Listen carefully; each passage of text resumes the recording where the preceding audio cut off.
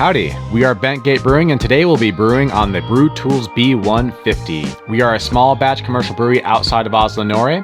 This is a 4-valve setup and what you see in this video also applies to the B80 and B40. Today we're brewing an oat cream double IPA, and of course this starts with grinding up some grain. After we grind our grains, we will weigh out the water salts and put them into our almost heated water. This is also where you'd make your pH adjustments to your water if you need to, but typically we make our pH adjustments with acidulated malt. The water has already been filtered to remove chlorine, and here I'm just sprinkling it into the water and also kind of making sure I'm getting all of those last tasty salts. We give it a good mix to make sure it's all dissolved, and this is important because you want to do this before you add your grain. That way it's all homogeneous. Next, we make sure that we bypass the chiller and also change the pump valve from pump only to slightly up the center to approximately the 5 o'clock position. This starts a bit of water flowing up the center pipe while we dough in and prevents grain from going down the center pipe. I actually learned this technique from the Portly Gentleman's YouTube channel, so if you're into Brewtools, I highly recommend his channel. We're always learning from him, and we have a saying in our brewery, what would Bradley do? Since we are two, we typically have one person stirring while the other is pouring grain to make sure that we don't have any grain clumps. We also like to mix in handfuls of rice hulls as we're mixing in the grain to make sure that the grain waters well. And typically when we have oats in our mash, we add them at the very end to prevent them become a doughy mess at the bottom. Our strike temperature was set to 69 and now I lower it to 68 for the mash rest and start our 60-minute mash timer. Beep, boop, boop. Here I'm adding the sparge arm to the center pipe. Usually we do this before we add the grain, but well, we forgot. You know, sometimes you make mistakes. Next, we always add enzymes to assist in our mash to assure a better conversion and also consistency among batches since we're usually packing this thing full of grain. Here, I'm adding OptiMash as well as Visco Buster, both from White Labs. After I add them, I also make sure to give them a good mixing. Next, we add the mash temperature probe. I highly recommend this add-on for any Brewtools user because the tank and pump temperature can often be very different from your actual mash temperature. After a 30 minutes rest, we start recirculating the wort by moving the pump valve to approximately the 4 o'clock position and then turn up the pump to let the wort recirculate to assist in mashing and also filtration. The sparge manifold is super annoying and often gets clogged, so here I am turning down the pump so it doesn't squirt over the side, and then removing this end cap here so that it clears the clogged arm, and then I put it back, and usually all of the little squirty holes will keep on working. Now that the mash is complete, we set our temperature to mash out at 75 degrees C. We keep on recirculating the whole time, and this overflow here makes sure that we don't ever overflow our grain basket. We have separately heated up sparge water in our Grainfather 40-liter sparge water heater. Say that 5 times fast.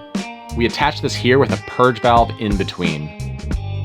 Next, open up the sparge water outlet valve and then make sure that the line is primed so it is ready for sparging. Pull on the purge valve, squirt, and yeah, it's ready to go for sparging.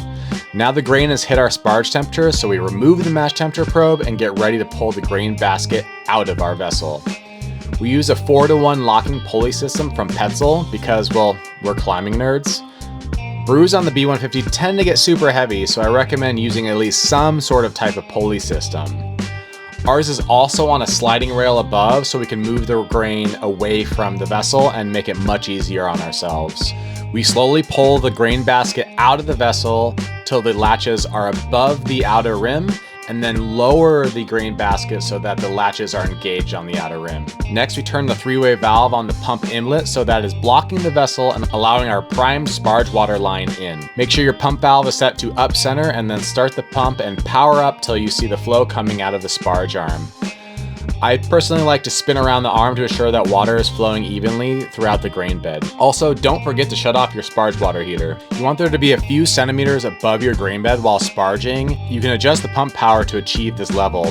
Here's approximately what you're shooting for. While the sparge is finishing, I like to ramp up the power to the vessel heaters to start going to a boil. I typically never go above 90% here to make sure the sugars don't burn on the element. However, to be honest, I've never really had this happen, so maybe you don't need to. This part tends to get super steamy in the brewery. Once you have sparged your desired volume, then shut off the pump and the sparge water outlet and inlet to the B150. I also adjust the right dip tube up and run the pump on pump only mode to circulate wort while heating. Next, unhook the sparge water heater and put that away. We like to use bigger buckets for our grain basket after we lift it out of the brew kettle and slide it over on our rails. At this time, we also hook up a sample valve to the right side of the three-way valve.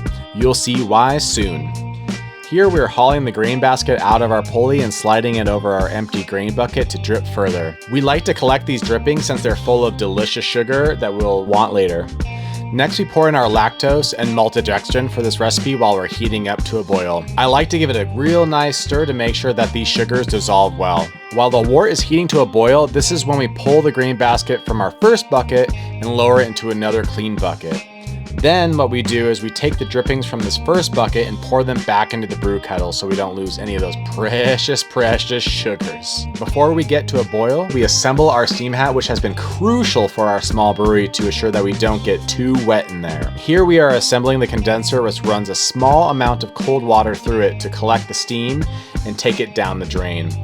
It's important that the outlet of the condenser is free-flowing and has no upward kinks, or else pressure can build up easier in the brew vessel and drip down the sides. I like to hold the condenser outlet down at the drain with something heavy. We attach our cold water to the condenser and start the water flow, and then turn down our power to our boiling power, in this case 70%, when we are close to boil to assure that we don't have any boil overs. This is an appropriate time to take the pre-boil gravity and pH with the sample valve that we installed earlier.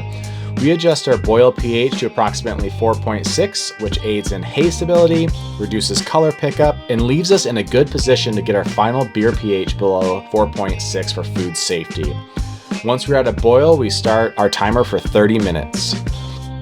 With 15 minutes left in boil, we start circulating the hot wort through our chiller for sanitization. After boil is finished, we turn the pump off, move our cold water from the condenser to the chiller inlet, and then turn back on our cooling water and start pumping through the chiller to cool the wort. Our system has a return temperature sensor from the heat exchanger, and here you can see it rapidly decreasing as we flow wort through it. Cooling down the wort takes a while, and as we're waiting for it to cool down, next we take the grain up the stairs from our small brewery and into the compost. In the winter, when we can't compost, we typically give the grain to local farmers as animal feed. High five for heavy carrying.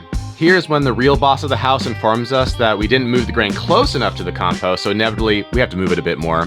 Wham, now she's happy. Checking back on the cooling wort, you can see here that the return temperature is a function of the pump flow rate, as a slower pump rate leads to a longer contact time inside the chiller. However, this leads to a lower volume being cooled, so we're not really sure what's the most efficient balance here, but typically in the last stages of cooling, we turn down our pump a bit. Cooling a 120 liter batch in the Brewtools B150 with a counterflow chiller takes forever. So now it's time for a beer.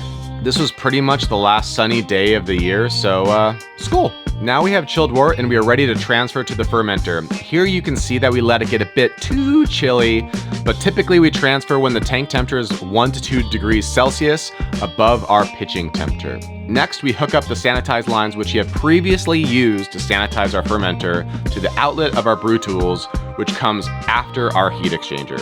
So this means that the wort is flowing through the Brewtools pump, through the chiller, bypasses the tank, and goes straight into our fermenter. We hook up the fermenter to a port on the top with an elbow. We have the Brewtools oxygenation kit, so here we are putting in our boiled and sanitary oxygen stone.